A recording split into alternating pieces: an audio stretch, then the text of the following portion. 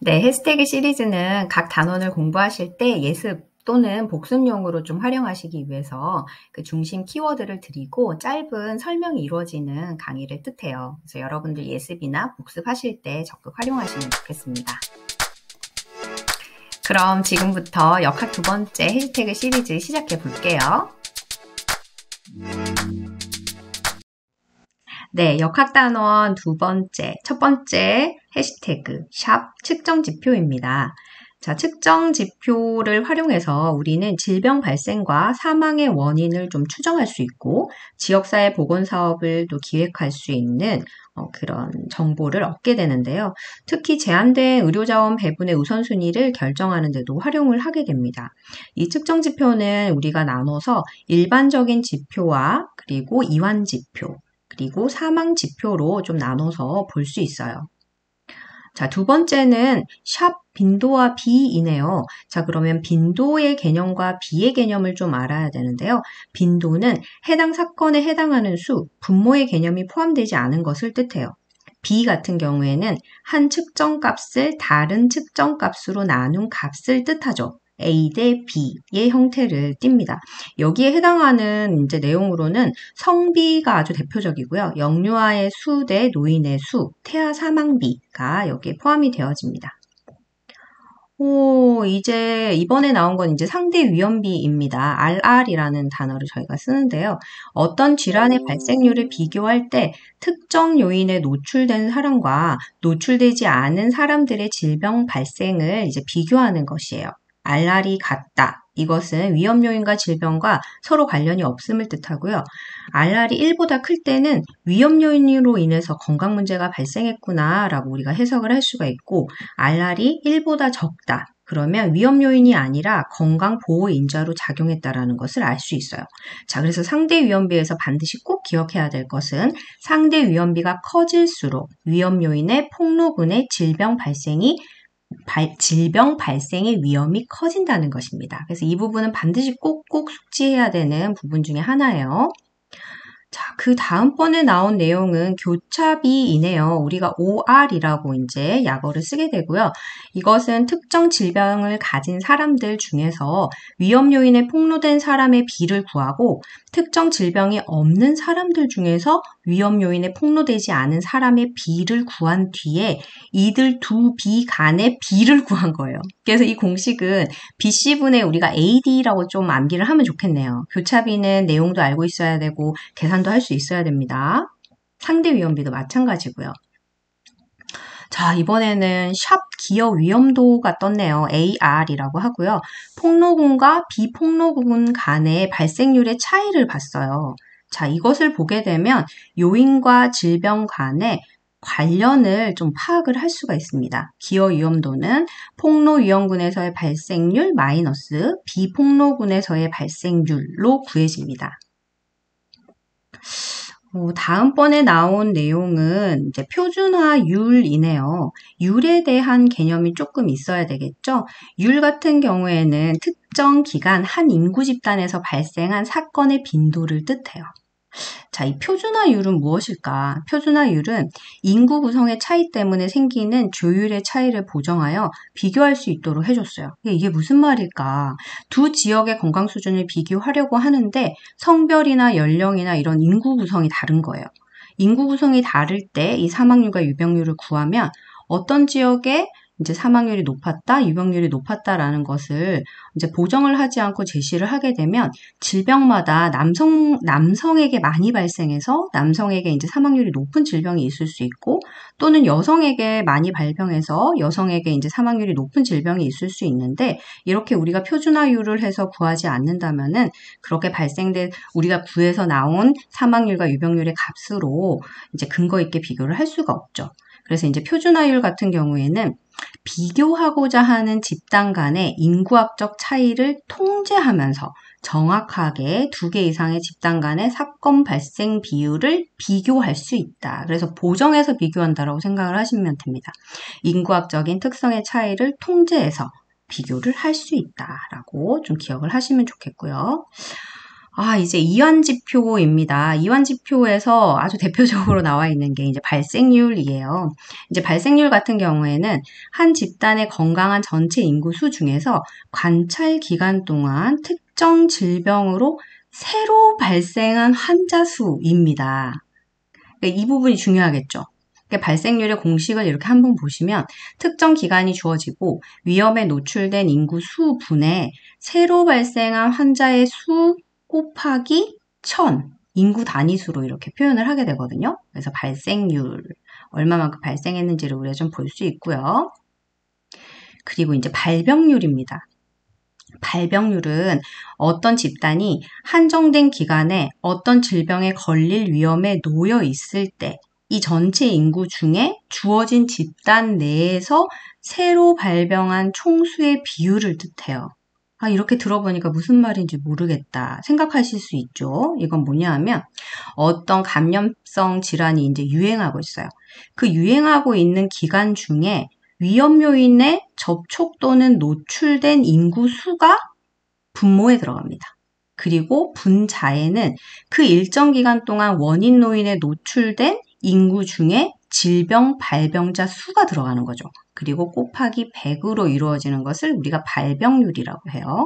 그래서 이제 발생률과 좀 차이를 비교해서 알 수 있어야 됩니다. 자, 이제 유병률을 보겠습니다. 샵 유병률. 자, 유병률은 발생률만큼이나 이제 좀 굉장히 중요한 이한 지표 중에 하나예요. 유병률은 한 시점이나 일정한 기간 동안에 특정 질병을 가진 환자의 비율을 뜻합니다.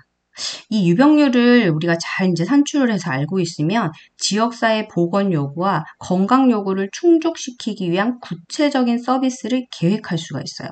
즉, 질병의 크기를 볼 때, 특히 만성질환 같은 경우에는 유병률을 정확하게 파악을 해서 그 지역사회에 우리가 보건 서비스를 제공을 해줄 수가 있거든요. 이 유병률의 공식은 주어진 기간 동안 주어진 인구 집단 내의 인구 수분의 그 주어진 기간 동안의 환자 수인데 이 핵심이 이 환자 수에는 기존 환자 수 플러스 신환수가 모두 포함된다는 거예요. 그리고 곱하기 인구 단위로 이제 표현이 되어지거든요. 발생률이랑도 비교해서 정확하게 알고 있어야 돼요. 발생률은 분자가 새로 발생한 환자의 숫자만 포함되잖아요. 유병률은 기존 환자 플러스 신환수까지 모두 포함된다라는 점. 그러면 만성질환 같은 경우에는 유병률이 계속해서 맞아요. 그 이완 기간 동안 계속 환자가 누적돼서 발생이 될 거니까 유병률의 크기가 계속해서 커질 수밖에 없겠죠. 그래서 이 부분을 조금 기억할 수 있어야 되고요. 자, 그러면서 이 공식이 나왔습니다. 자, 보면은 이제 유병률은 발생률 곱하기 이완기간이다라고 이렇게 지금 그 공식이 이제 제시가 돼 있어요. 이제 만성질환을 한번 생각을 해보면 만성질환 같은 경우에는 발생률 곱하기 이완기간 그러면 이완기간이 굉장히 길잖아요. 그러니까 당연히 유병률이 높아질 수밖에 없어요. 그리고 발생률 같은 경우에는 이완기간 자체가 짧기 때문에 발생률과 유병률이 동일한 규모를 나타내겠죠. 그래서 만성질환에서는 유병률을 보지만 급성질환에서는 발생률을 조사를 해야 된다는 점을 좀 이해를 할 수 있어야 돼요. 그래서 발생률은 질병의 원인을 찾는 데 필요한 측정 지표이고 유병률은 만성질환의 관리 사업을 평가하는데 이제 사용할 수 있는 지표값이다라는 거 좀 기억을 하면 좋겠네요. 자, 우리 건강검진의 진단검사 파트에서 이제 꼭 다뤄지는 타당도랑 민감도, 타당도랑 신뢰도를 좀 볼 건데요. 샵 타당도가 나왔네요. 우리 타당도라고 하면은 이렇게 생각하시면 좋을 것 같아요. 제대로 측정했나? 정확했나? 이렇게. 이 타당도에는 민감도와 특이도와 예측도와 위음성률과 위양성률이 있어요. 그러면 이 부분 우리 어떻게 공부해야 된다고 했죠? 그렇죠. 지금 질병이 있는 사람을 검사를 했을 때 양성으로 나오느냐 하는 민감도와 질병이 없는 사람을 검사했을 때 음성으로 나오는가 하는 특이도 그리고 검사에 대한 예측도에서 검사 결과가 양성이 나온 사람이 실제 질병이 있었는지를 보는 양성 예측도 그리고 검사 결과가 음성인 사람들 중에서 정말 질병이 없었던 사람 대한 음성 예측도. 이 네 가지 지표는 높으면 높을수록 타당도가 높습니다. 자, 그런데 가짜 음성, 가짜 양성은 어떨까요? 낮으면 낮을수록 타당도가 높다라는 거 이해할 수 있어야 되죠? 자, 두 번째는 신뢰도예요. 신뢰도 같은 경우에는 일치도라고 생각을 하시면 됩니다. 그래서 여러 번 측정을 했었을 때 같은 값을 가지느냐를 우리가 이제 신뢰도다 이렇게 기억을 하시면 되고, 여러분들도 어떤 사람을 신뢰해요? 항상 같은 그런 패턴을 보이는, 항상 그 약속도 잘 지키고 항상 이렇게 같은 행동 패턴을 보이는 그런 사람들을 우리가 신뢰하잖아요. 그런 것처럼 일치도를 우리는 신뢰도라고 합니다. 그래서 타당도와 이 신뢰도에 관련해서는 문제가 많이 나오는데, 그 중에서도 이제 앞쪽에서 이제 다뤘었던 이 타당도는 내용도 물어보고, 민감도, 특이도, 양성 예측도, 음성 예측도, 값을 또 구하는 것도 물어보고 막 이래요. 그래서 공식도 정확하게 기억을 하시면서 문제를 풀 수 있으셔야 될 것 같아요. 자, 이제 기술역학 부분이네요. 역학적 연구 방법으로 이제 넘어오게 되면 우리가 크게 기술역학과 분석역학으로 좀 나눠볼 수 있어요. 이 기술역학 같은 경우에는 건강과 건강 관련 상황이 발생했을 때 있는 그대로의 상황을 기술한다고 생각하면 돼요. 그러니까 문제를 이제 조사한다라고 생각하시면 되겠죠? 자, 이렇게 기술역학 같은 경우에는 있는 그대로의 현상을 이제 나타내 주는 거니까 정보를 제공하거나 또는 가설을 제공하거나 질병 발생의 분포나 양상을 기술하고 질병 경과의 변화를 기술하는데 이제 사용한다. 이렇게 기억을 하시면 될 것 같아요. 기술역학보다는 다음번에 나오는 지금 나오고 있는 분석역학이 이제 시험에서 많이 나오죠. 이 분석역학 같은 경우에는 관찰을 통해서 얻어진 질병 발생과 그 요인의 속성과 인과관계를 규명해내는 연구 방법인데요. 이 분석역학에는 종류가 총 4가지가 있습니다. 단면조사 연구, 환자 대조군 연구, 코호트 연구, 실험역학. 자, 이 4가지 중에서 우리는 어떤 부분에 주의해야 돼요? 맞아요. 환자 대조군 연구 매우 중요하고요. 코호트 연구 정말 중요합니다. 이 2가지의 장단점을 비교 설명할 수 있어야 되고, 환자 대조군 연구에서는 우리가 오즈비, 교차비를 구할 수 있다는 것과 코호트 연구에서는 상대 위험비를 구할 수 있다는 부분을 반드시 별표 치시고 그 부분 찾아서 공부하셔야 돼요. 자, 그래서 교차비랑 상대 위험비는 내용도 해석하실 수 있으셔야 되고, 그 계산하는 문제도 반드시 풀어서 그 내용을 또 이제 정답을 맞추실 수 있으셔야 돼요. 그래서 이 분석역학 중에 환자 대조군 연구랑 코호트 연구 반드시 너무너무 중요하다는 사실 꼭 말씀드리면서, 이거 준비하면서 해시태그에서 환자 대조군 연구랑 코호트 연구를 제가 이제 중심 키워드로 뽑았어야 되는데 지금 적지를 못해가지고 분석역학 하면서 그냥 말씀을 쭉 드리도록 할게요. 자, 환자 대조군 연구에서는 환자와 대조군을 선정해서 위험 요인과 질병 발생과의 원인 관계를 규명하는 연구 방법이에요. 후양적 연구 방법이고, 만성병이나 희귀한 건강 문제 규명에 적합해요.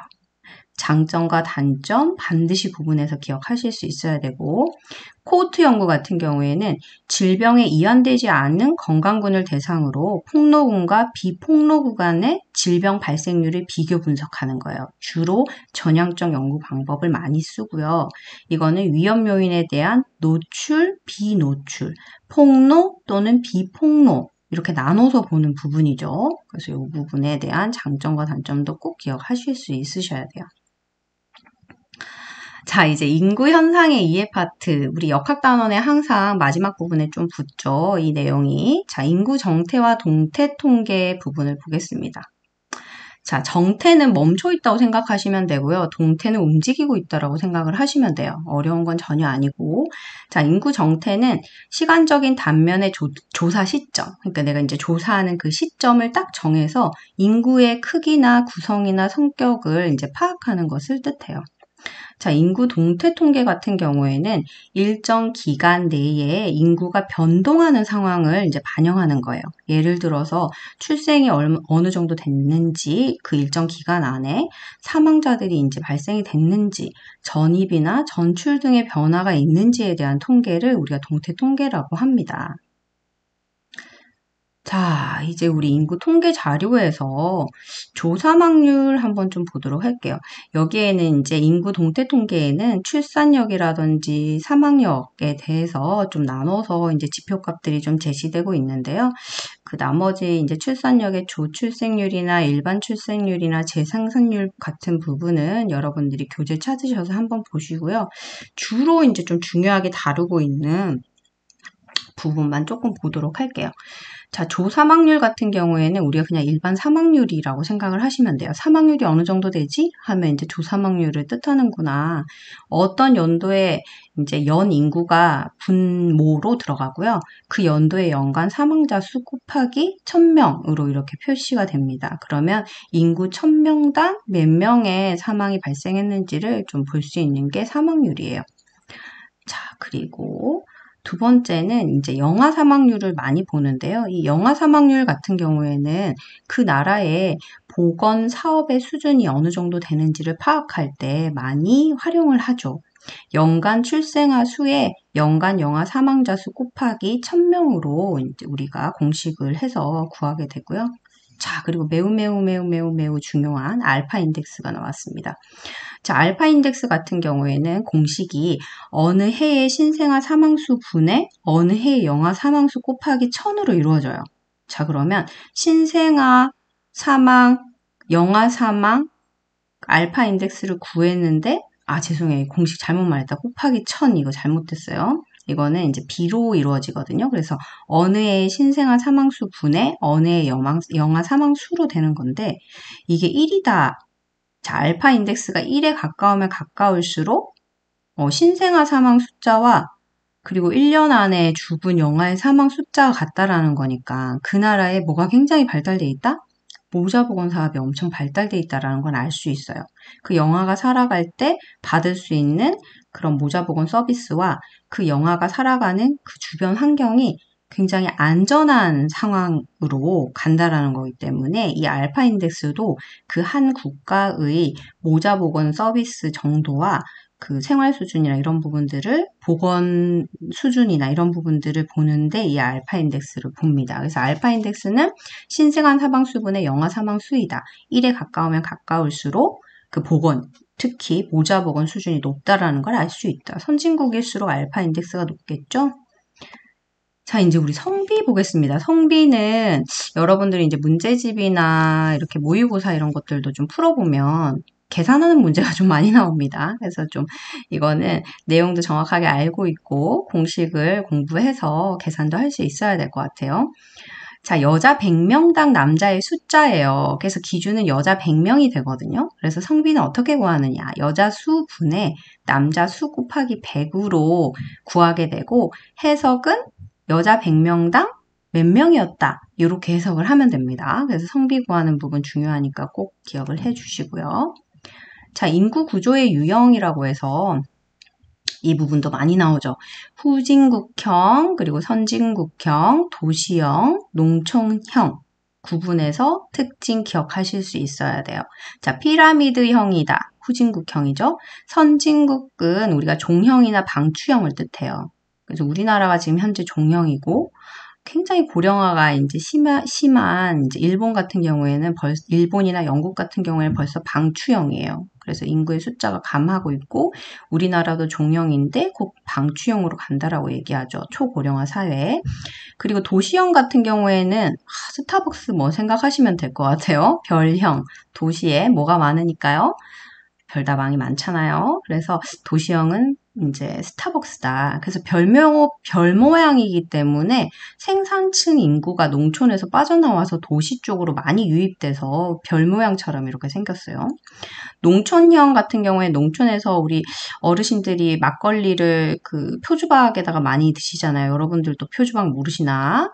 호리병형 또는 호로형 또는 표주박형이라고 하는데 이 농촌형 같은 경우에는 생산층 인구가 도시로 빠져나갔기 때문에 별형과 반대로 허리가 잘록하게 들어간 이런 이제 호로형을 뜻하게 되죠. 이 각각에 대한 국가별 이 인구 구조의 유형 좀 기억해서 여러분들 좀 기억하면 좋겠습니다.